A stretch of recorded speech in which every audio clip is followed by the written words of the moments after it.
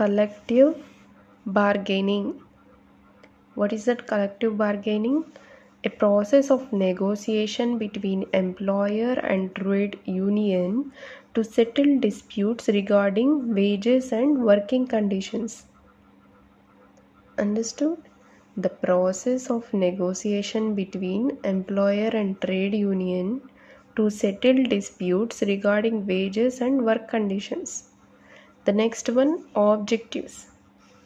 Fix wages and benefits, solve disputes peacefully, improve working conditions, maintain industrial peace. Got it? And the next one, process.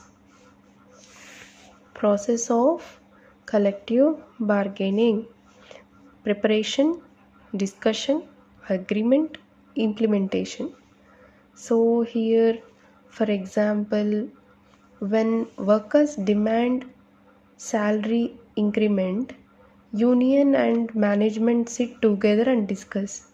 They negotiate and finally reach an agreement. So for suppose workers demand 2000 rupees increment and management agrees 1200 rupees.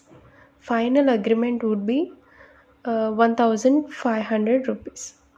That negotiation process is collective bargaining. Understood?